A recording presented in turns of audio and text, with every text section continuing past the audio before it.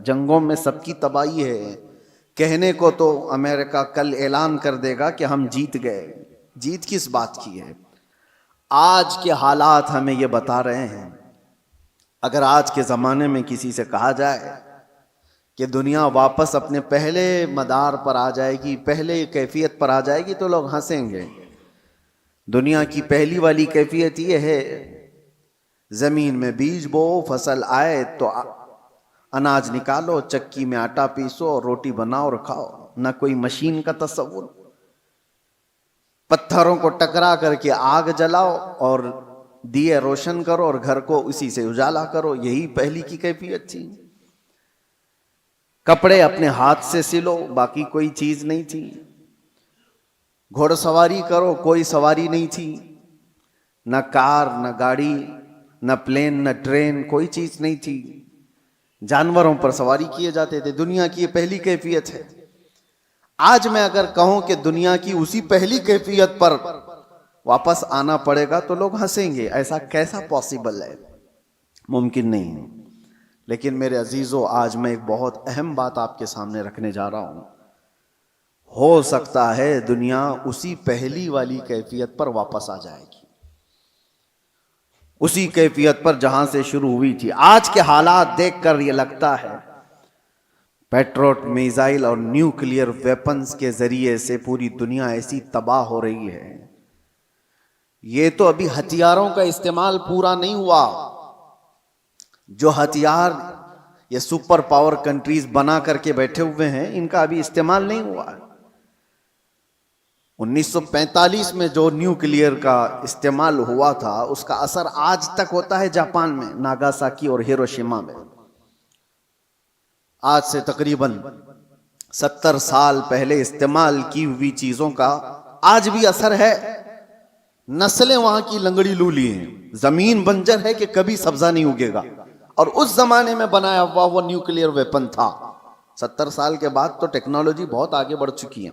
आज के इनके पास जो न्यूक्लियर वेपन है, जो दानिश्वर बताते हैं कि एक कंट्री ही जिसके पास न्यूक्लियर, अमेरिका हो या रशिया हो, वो 9 बार दुनिया को तबाह कर सकते हैं।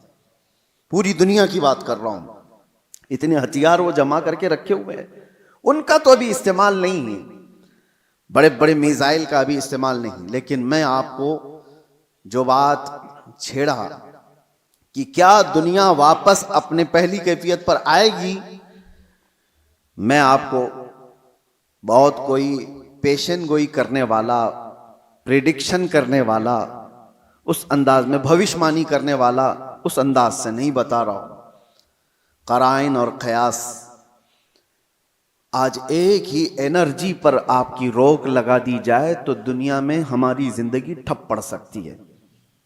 आपको पता है, तेल और गैस के मामलात में आज दुनिया जूझ रही है। सिर्फ ये इंडियंस का मसला नहीं है, तकरीबन दुनिया का।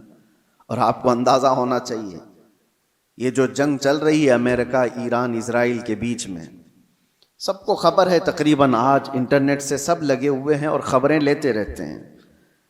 ईरान के पास एक हुर्मुज स्ट्रेट है जिससे सारे शिप्स गुजरते हैं। दुनिया वहां से अपने तेल और गैस और फर्टिलाइजर की खपत करती है, लेती है, देती है। लेकिन हैरत की बात यह है, पूरी दुनिया वहां से जो ट्रेड करती है वो सिर्फ 25% है, 75% नहीं। 25% वहां से तेल दुनिया का आता है। मुझे हैरत इस बात की होती है कि ईरान ने सिर्फ 25% पर रोक लगाई तो अभी दुनिया इसकी हालत ये है।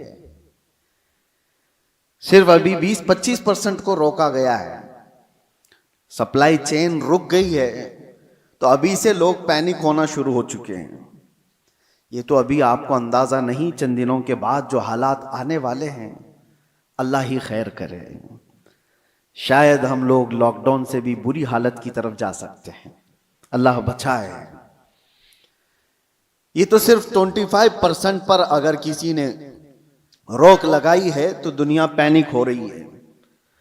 मेरे अजीजों, वो वक्त आएगा, मेरे आका सल्लल्लाहु तआला अलैहि वसल्लम ने जो क़यामत के करीब होने वाली निशानियां बयान फरमाई, उसमें से बड़ी निशानियों में एक निशानी ये भी है कि कत्ल और खून रेजी बहुत बढ़ जाएगी, इतनी ज्यादा कि एक बाप की अगर 100 औलाद हैं तो 99 मर जाएंगे और एक बचेगा। कत्ल और हर्ज इतना बढ़ जाएगा।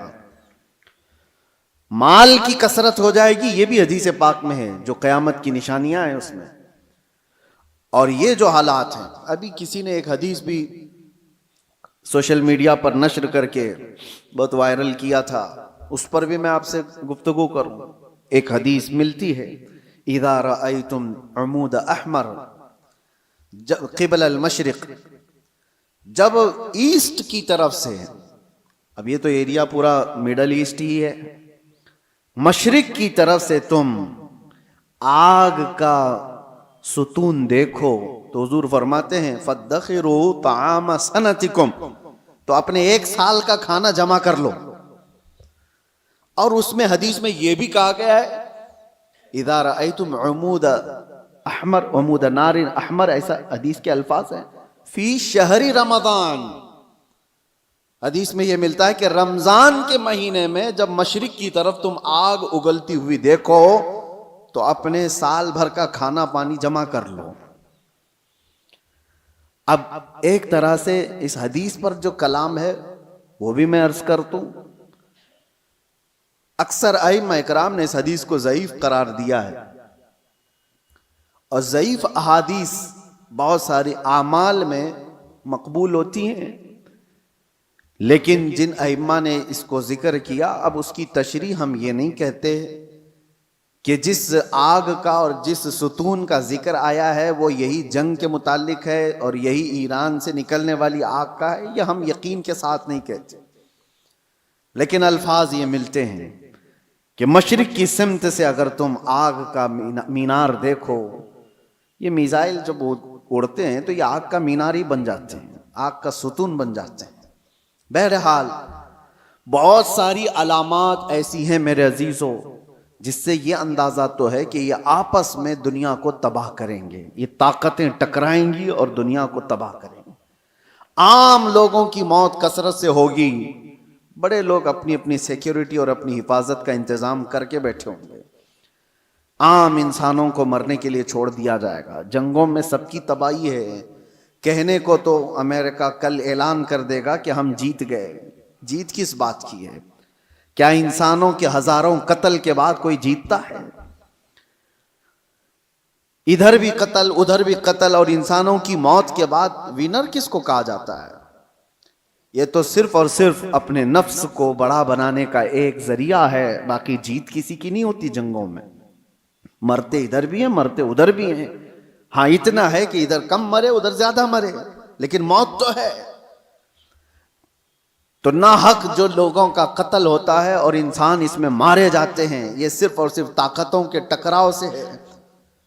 मैं आपसे एक बात अर्ज कर रहा हूं, अंदाजा करो कि अगर दुनिया ने तुम्हारे सप्लाई चेन की नस को थोड़ी देर के लिए रोक लिया तो तुम क्या करोगे? एक वक्त वो आएगा जब मुखबिर सादिक सल्लल्लाहु ताला अलैहि वसल्लम ने फरमाया कहत इतना ज्यादा हो जाएगा कि लोग एक दूसरे का गोश्त खाने की कोशिश करेंगे। कहत साली ऐसी आ जाएगी। सारी कहत साली किसको कहते हैं? कहत। एक हदीस में तो मिलता है कि दज्जाल के आने से 3 साल पहले पहला साल ऐसा होगा कि जमीन 1/3 हिस्सा सब्जा उगाना रोक देगी और आसमान 1/3 हिस्सा बारिश बरसाना छोड़ देगा। और दूसरा साल ऐसा आएगा कि जमीन आधा हिस्सा सब्जा उगाना छोड़ चुकी होगी और आधा हिस्सा आसमान बारिश बरसाना रोक देगा। और तीसरा साल ऐसा आएगा कि जमीन पूरा हिस्सा सब्जा उगाना छोड़ चुकी होगी और आसमान पूरा ही बंद हो चुका होगा, कोई बूंद कतरा नहीं गिरेगा बारिश का। और उस वक्त लोग कहत में ऐसे मुब्तला होंगे कि उनके पास खाने पीने की कोई चीज नहीं रह जाएगी। ये तो दज्जाल के ज़ुहूर से पहले की अलामत बताई गई है।